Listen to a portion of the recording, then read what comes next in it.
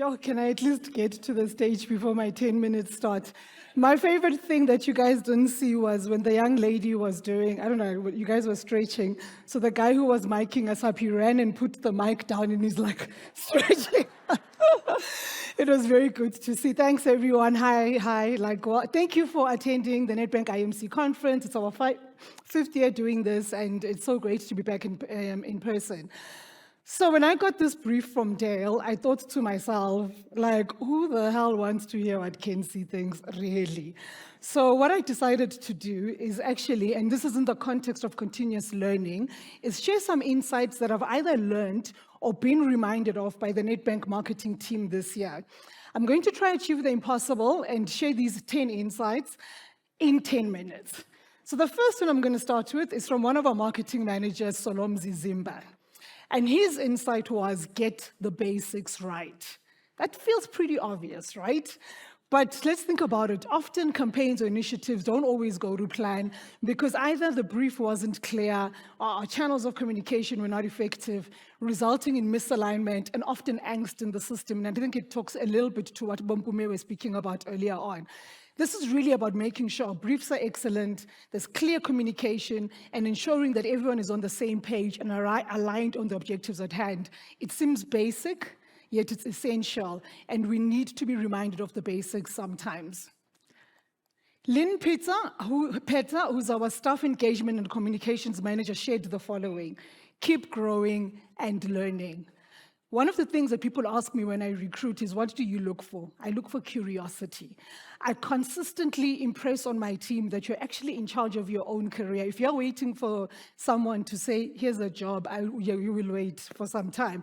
So whilst your organizations might have all the tools and platforms to support and develop you, actually, the path to self-development is completely in your hands.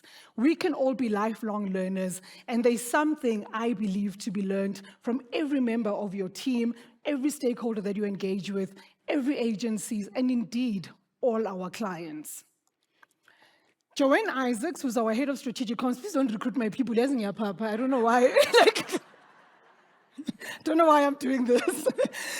Joe talks about that the key the key for brands to grow is really through authentic storytelling. In a world, and we heard about the reputation conversation, in a world where trust is plummeting, people are really looking to businesses and companies to provide a vision of what the future they can believe in and depend on looks like. They are eager now, more than ever, to connect with brands on a human level. I then love this quote that was shared by our behavioral economist, Herman Smith, which builds on the previous insight. He quotes neurologist Daniel Kahn, who says the difference between emotion and reason is that emotion leads to action, while reason leads to conclusions. Emotion leads to action, while reason leads to conclusion. This reminds us that without an emotional bond, clients might not engage with your products or services, regardless of the apparent value that you think you give them. It's crucial to appeal to consumers' emotions, if not more than their intellect. And this segues very nicely into the fifth insight offered by our online social media specialist, Yvonne van Buren-Schell, which is about the value of empathizing with clients. Indeed, showing empathy in all that we do and in all our interactions is something we should all prioritize. We believe that so deeply at Nedbank, which is why when we came out of COVID-19, we were the bank that was seen as the most empathetic to what our clients in financial services were going through. All for one and one for all, and it's not by mistake that there's two of my team members on the slide. Our head of client experience, Darlene Kalonji-Mpugula, and our advertising manager, Juliet Griche, describe the power of the collective. And I've been hearing the whole thing about collaboration in the conversation this morning and the value of bringing everyone along when undertaking a project. Collaboration across the business, across agency partners, and amongst all team members requires unity of purpose. There is magic, absolute magic, when everyone pulls their efforts and feels invested in the outcomes. Test and cause correct. This, she's clearly here.